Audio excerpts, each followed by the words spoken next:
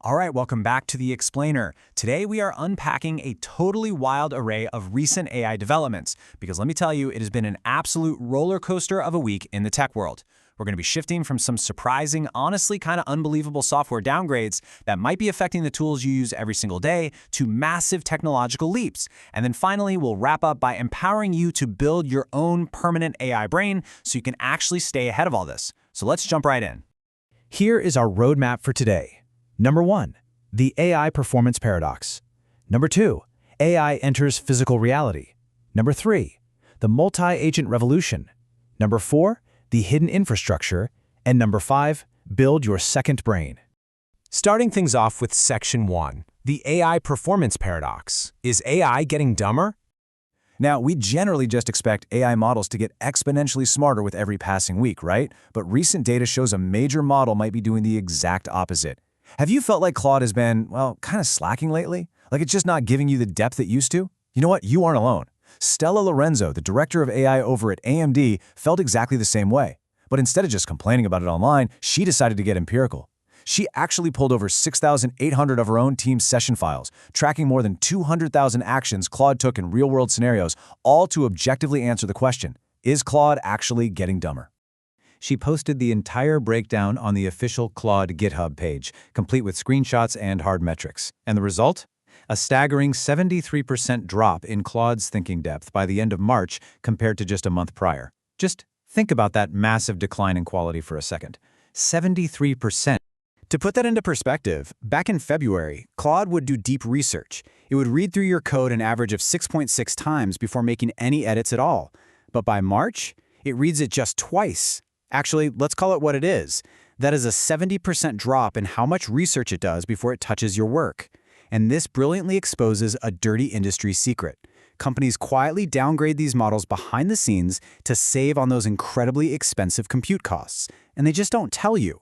There are no version numbers, no change logs. The tool you loved last month is quite literally a completely different, watered-down product today. Moving on to Section 2. AI enters physical reality. Beyond the screen. So while our software text models might be quietly constrained behind the scenes, AI's capabilities out in the physical world are escalating in mind-bending ways. Take Ghost Murmur. When a US pilot recently went down in the Iranian mountains, hiding for 2 days without any phone signal, the military reportedly used this classified CIA technology to find him like a needle in a haystack. Ghost Murmur utilizes advanced sensors and AI to filter through immense background noise to detect the incredibly faint electromagnetic pulse of a human heartbeat from miles away. Physicists are actually debating if this is even scientifically possible. It proves AI is now a part of modern warfare in unprecedented, almost unbelievable ways. Shifting from the battlefield over to Hollywood, we're seeing another physical breakthrough. Netflix researchers just released an AI model that fundamentally understands physics. Traditionally, removing an object in a video leaves a blank space that just gets painted over with pixels. But Netflix's new tool knows that if you remove hands holding a spinning top in a video, the top should instantly start wobbling. Netflix isn't just building a video editor anymore. They're building a button that erases and rewrites physical reality. This opens the door to reshooting entire scenes without ever flying actors back to a set. Which brings us to Section 3, the multi-agent revolution, doing the work for you. We are aggressively transitioning from using AI as a basic back-and-forth chat tool to deploying AI as a multi-agent worker, a worker that handles entire, complex workflows on your behalf without you needing to hold its hand. Just look at how this is rolling out. Meta just dropped MuseSpark from their new Superintelligence lab. Instead of giving you one answer, it spins up parallel brains to handle a task. If you ask it to plan a family trip to Goa, one agent drafts the itinerary, another compares hotels, and a third finds kids' activities, all at the exact same time.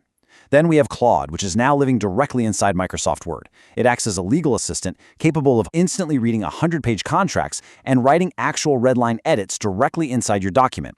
And Google, they launched Gemini Notebooks, an incredible feature that lets you organize your scattered chats into dedicated project workspaces, drawing answers only from the specific sources and PDFs that you upload.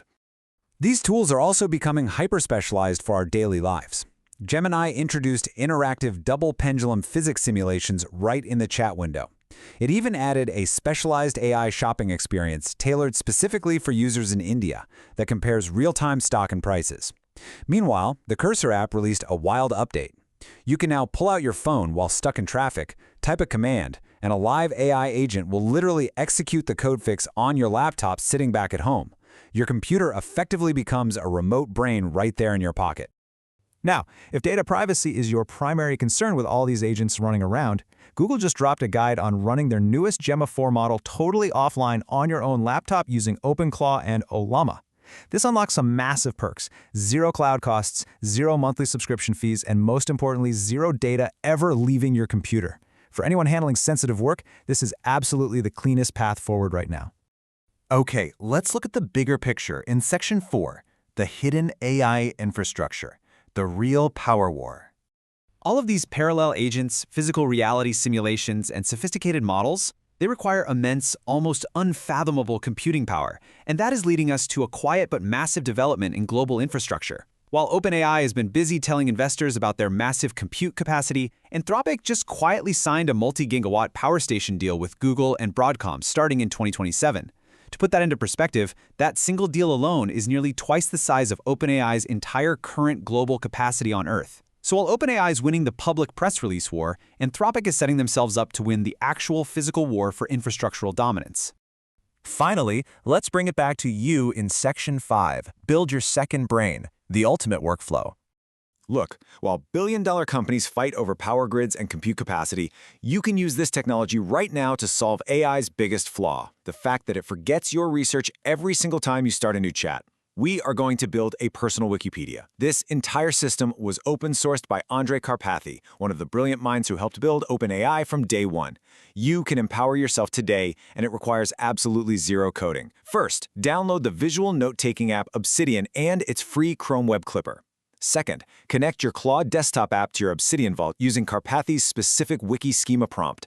And third, just start feeding it. Feed it research papers, YouTube transcripts, Twitter threads, whatever you want. In seconds, Claude organizes it all and gives AI a permanent brain that visually connects all your scattered notes into a massive interconnected graph. And let me tell you exactly why this matters. I actually tested this myself by feeding the system 3 completely unrelated papers about the economy and technology. They were by different authors from different years with absolutely no connection between them. When I asked Claude how they connected, it gave me a terrifyingly clear narrative. It realized Anthropic's study on exposed jobs was the before. The AI 2027 predictions paper was the trigger event closing the capability gap. And the paper on the AI layoff trap was the after, explaining why companies will fire people even if it doesn't actually save them money. It connected the dots into one clear story I literally never would have seen on my own. And that connected story reveals exactly where we stand today in the workforce. The pattern is absolutely undeniable. If your job mostly happens on a screen, like computer programmers, data entry, or financial analysts, the clock is ticking. You are highly exposed. But the safest jobs, physical trades, healthcare, construction, farming. If your job requires a physical body in a specific physical place, AI simply cannot touch it yet.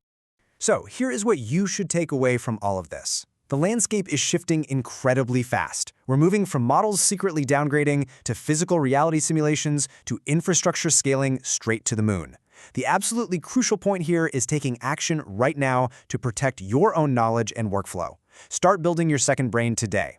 Ask yourself, what topic will you build your personal Wikipedia on to stay ahead? Think deeply about what knowledge you'll secure first because the tools are here and they are free. Thanks for joining me on this explainer, and I will catch you in the next one.